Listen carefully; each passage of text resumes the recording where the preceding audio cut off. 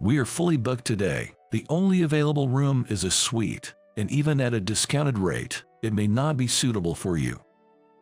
The manager sized us up from head to toe with a disdainful smile, clearly judging us. It was obvious that he was looking down on us. Just then, an elderly man appeared from behind us. "My name is Jason." Glancing up, I saw my wife, Elizabeth, looking anxious. I wanted to say something comforting, but words failed me at that moment. After much thought, I ended up saying something quite cliché. "Elizabeth, are you okay?" "Yes, I'm fine. It's not like I'm the one who's sick," she replied. Beside the hospital bed, Elizabeth looked exhausted, as if she was putting on a brave face like a child. Feeling sorry for her, I turned my attention to Charles, who was lying in the bed.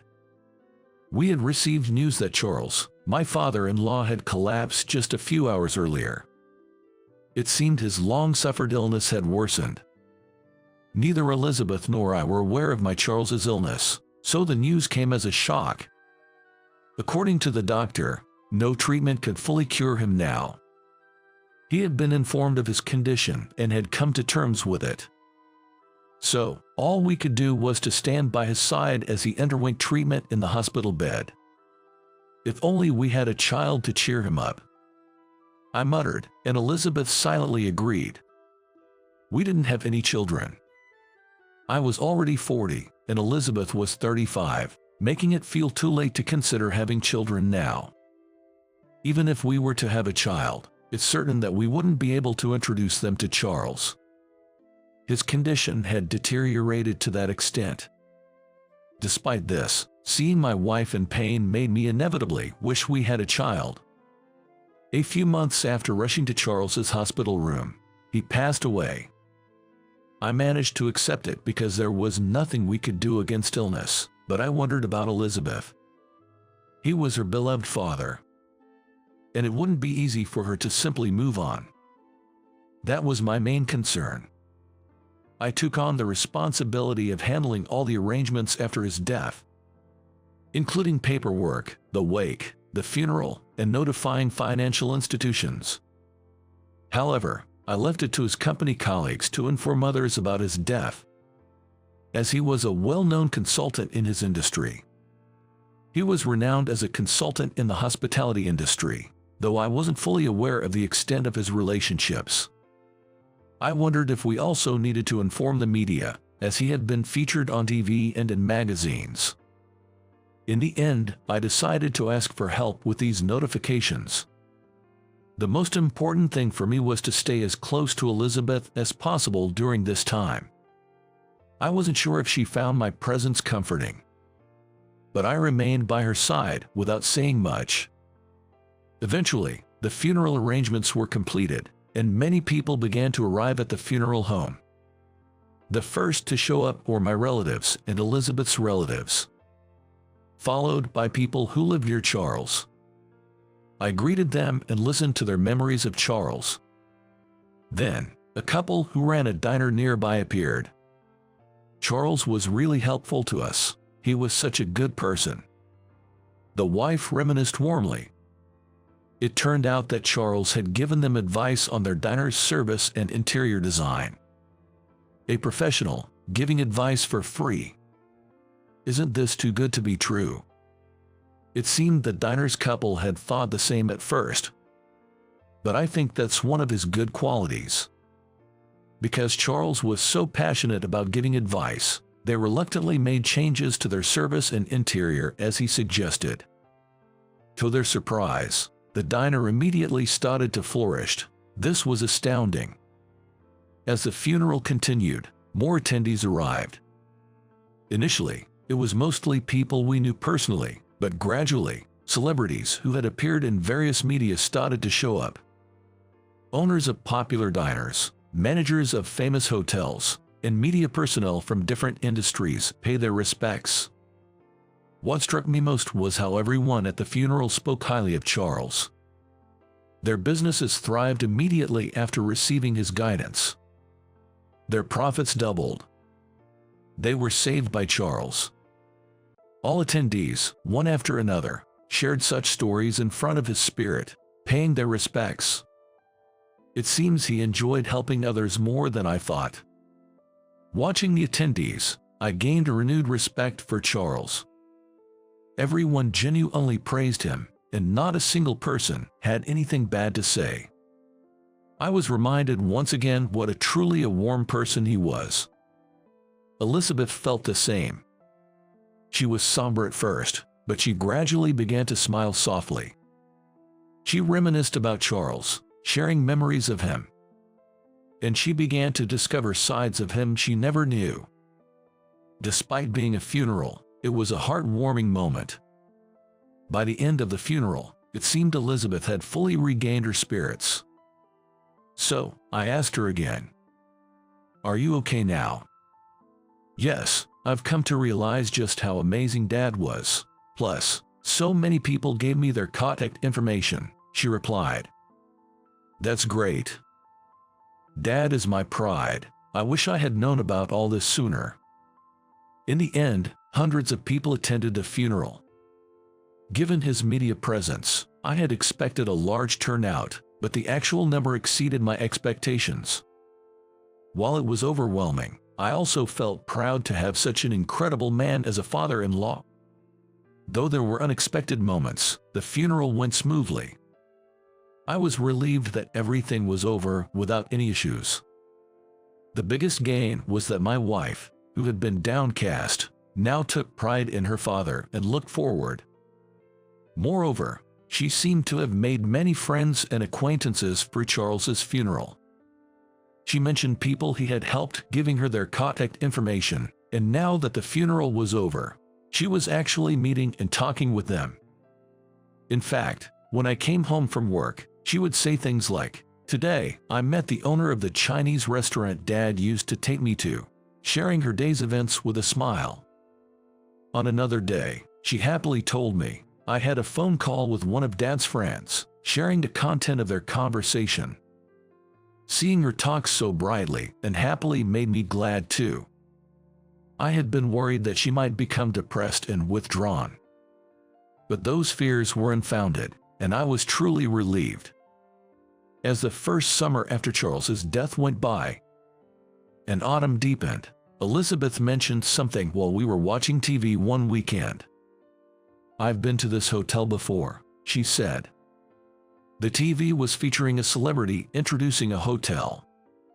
They were praising its open-air baths and stunning views with typical phrases, and the visuals seemed to match their descriptions. However, one thing caught my attention. "That looks like a very upscale hotel. How come you went there?" "I went there with my dad because of his work," she explained.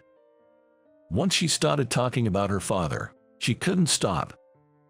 She started recounting various memories, such as what she liked about the hotel and how, despite being together, Charles was preoccupied with work discussions and hardly paid any attention to her. For a while, I just nodded along, engaging in her stories. When there was a pause in her storytelling, I seized the moment to surprise her with a question. "Hey, our anniversary is coming up.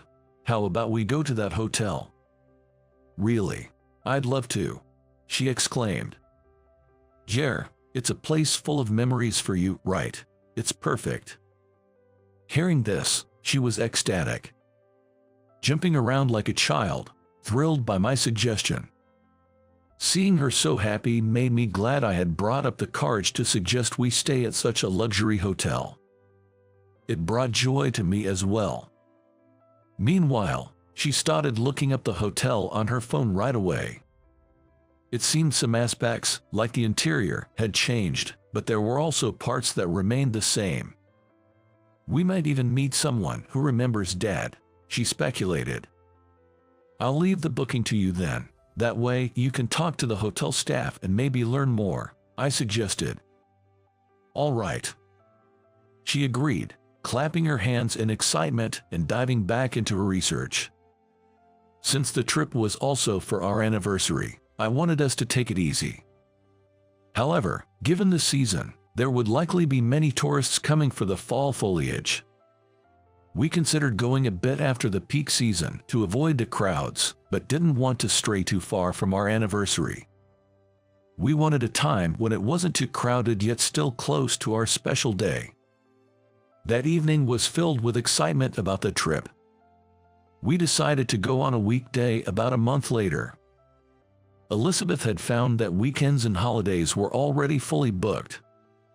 She was a bit disappointed, but it worked out better for me. "I'll take some time off work for the trip, so don't worry," I assured her. Then came the day of our anniversary trip.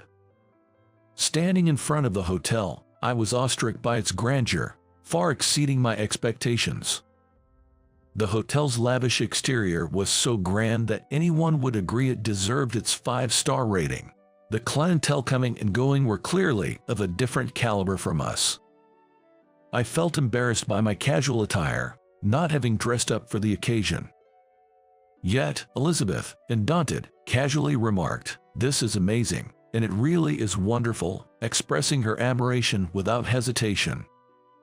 Soon, she grabbed my hand, somewhat dragging me to the reception, saying, "Come on, let's go in." The hotel's interior was as impressive as its exterior. The lavish decor and the demeanor of the staff raised my expectations even further. If the entrance is this grand, what will the rooms be like? I wondered, my heart racing with anticipation. Contrary to my nervousness, Elizabeth was calm, approaching the reception desk to speak with a staff member. Shortly after, she gestured for me to come over in a panicked manner. Approaching, she exclaimed, "They said we don't have a reservation." "What? How can that be?" I asked, confused by her statement. At the reception, Elizabeth explained that she had made the reservation over the phone and provided her name. The staff member quickly checked but couldn't find her name on the list of reservations. After a double check, still no record of her name was found. Elizabeth confidently asserted, "That can't be right," which seemed to put the staff in a difficult position.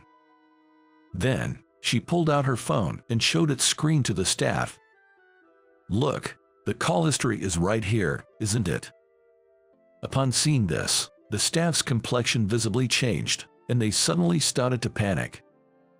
"Excuse me for a moment," they said, before hastily retreating to the back of the reception counter, only to return shortly after in a fluster. "My apologies, it seems there was a mistake on our part." The staff then began to explain the reason for the missing reservation. "It seems that this hotel handles reservation calls and computer entries separately. In other words, there seems to be a person dedicated to handling calls and another for administrative tasks. Due to the vast number of inquiries and reservations, this system makes it easier for guests to connect with the hotel. Typically, these administrative tasks fall under the manager's responsibilities, but given the manager's lack of computer skills, it seemed that errors in data entry were not uncommon. After collecting discarded reservation slips that had been processed, the staff discovered the reservation slip for Elizabeth's call. It turned out to be a data entry error. As we were discussing this, a young woman in a suit emerged from behind the reception desk. Judging by her attire, she appeared to be the aforementioned manager. She glanced at us and then spoke to the reception staff. "What's going on?" "It appears there was a mix-up on our part, and a guest's reservation was not processed." "Ah, I see. No reservation, that's problematic." Despite her confusion, the manager didn't greet us or introduce herself, which is not what you'd expect from a manager of such a prestigious hotel. Then, she turned to my wife. "I'm sorry, but there are many reservations today and we are fully booked." "But I made a reservation. Isn't this your mistake?" "Unfortunately, we are fully booked today and we don't have any available rooms, well, except for one room." She looked us up and down, smirking, and with a condescending attitude, she said, "The only available room is our most luxurious suite. We can offer it to you at a discount because this was our mistake, but I'm afraid it might still be too expensive for you." Indeed, the suite in this hotel seemed pricey. But if the hotel made a mistake with the reservation, it would only be right to accommodate us in that suite. Yet the manager just smirked. In a low voice, she said things like, "I doubt you can afford it, and what will you do now? Since you've come all this way, perhaps you should look for a more affordable hotel." It was truly a speechless moment. I couldn't even retort. To an outsider, Elizabeth and I might look like a couple who had saved up just for this occasion. But for a luxury hotel manager to speak to guests in such a manner was appalling. It was shocking and disappointing, especially since we had high hopes for this hotel. Soon after, Elizabeth whispered to me, "My dad used to say that you can always tell when guests are not accustomed to such places, and treating these new or inexperienced guests well is key to success. It's a shame she doesn't understand that." Is that so? Yes, normally, you'd expect more attentive service in such situations, especially for new guests, but it seems she doesn't get that. Her words carried weight. After all, she is the daughter of a man who once consulted for the hospitality industry. As we spoke, the reception staff seemed to be quietly advising the manager, saying things like, "That's not a nice way to talk to them." But the manager ignored them. She didn't care about the staff's advice. Eventually, the staff gave up and started making a phone call from the counter. From what we could see, the hotel's overall service didn't seem to be the issue. Finally, the manager asked us, "So, what will you do?" As I struggled to respond, Elizabeth sighed and said, "It's a shame. We waited, but you're lacking service. You've lost everything now." The manager frowned at Elizabeth's words, not understanding what she meant, nor attempting to. That's when an older gentleman appeared and approached us. Then turned to the manager and said, "What did you say to these customers?" Well, I didn't mean." The manager became flustered all of a sudden. Sweating and turning pale, he averted his gaze. The elder gentleman then dismissed the manager, saying, "That's enough, you can step back now." Afterward, he apologized to us. "I'm terribly sorry for the oversight on our part." As the elder man was speaking, my wife let out a small, "Oh." Hearing this, the elder man stared intently at her face. Then, he hesitantly asked her, "Excuse me, but are you by any chance Charles's daughter?" "Yes, you are James, aren't you?" "I am James. It's been a long time. I was looking forward to meeting you. How have you been?" With a smile, James then apologized to us for the manager's behavior and the reservation error. "Since it was our mistake, and considering you are Charles's daughter and her husband, please feel free to stay for 2 or 3 nights, as you wish." Saying this, the elder gentleman began to inquire with the reception staff which rooms are available. Taking this opportunity, I asked Elizabeth about the elder man's identity. "Who is he?" "James owns this hotel." "Really?" "Yes, I met James when I was little. He was a friend of my father." "Is that so?" "Actually, I only found out that James was the owner when I was researching the hotel. When I called to make the reservation, he happened to answer the phone. We ended up talking about old times besides just the reservation." I was astonished. I was surprised not only that she knew such an influential person, but also that he was willing to offer us an extended stay just because we were related to Charles. I had newfound respect for Charles's greatness. After a short while, James, who had been talking with the reception staff, came back to us. Once again, he deeply apologized. "I'm sorry, but it seems we are fully booked today. However, the suite is available, and since it was designed by Charles, why not stay in the suite?" "Is that all right? I only booked a standard room." "Don't worry about it. It's a special occasion. Let me show you to your room." As we were being led to the suite, I decided to ask Elizabeth about the suite her father had designed. "You mentioned earlier that your father was involved in designing the suite." "Yes, remember I told you about visiting this hotel when I was watching TV? When my father was commissioned to design the suite, I came with him." By the time we finished our conversation, we had arrived at the suite. It was indeed a luxurious suite, just as the manager had mentioned. The interior was top-notch, and the view of the garden through the large glass windows was breathtaking. From the back room, we could walk directly into the well-maintained courtyard. The atmosphere was serene and relaxing. Because I was Charles's son-in-law, we were offered to stay in this room for free. It was James's way of expressing his gratitude to Charles. Initially, Elizabeth was hesitant, but James insisted, saying it was the least he could do since he couldn't attend a funeral. We thoroughly enjoyed our stay. We took a dip in the open-air bath and strolled through the courtyard. We dined at a buffet-style restaurant and cherished our time together. The manager's rude behavior soon faded from our minds. Before we knew it, it was time to check out. As we were packing up and heading to the reception, James was there waiting for us. "I'd like to have a word with you, if you could please come to the drawing room." We were then led to the drawing room. Shortly after, one of the staff brought us tea. Once the staff member had left the drawing room, James began to speak. "I'm truly sorry for what happened. I never imagined that Charles's daughter would be treated in such a manner." "Please, there's no need to apologize," Elizabeth interjected. James slowly turned to us and began to share the situation in bits and pieces. Originally, James's wife was the general manager of the hotel. However, as she aged and it became physically demanding, they decided to pass on the role to a successor.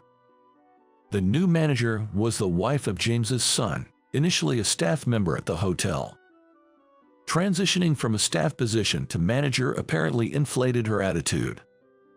Gradually becoming more arrogant, she started treating other staff members and eventually the guests with disdain, leading to frequent complaints. Lately, complaints from the staff were increasing, and James was contemplating taking action.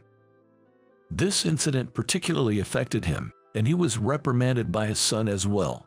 The manager seemed subdued, starting from scratch with her managerial training.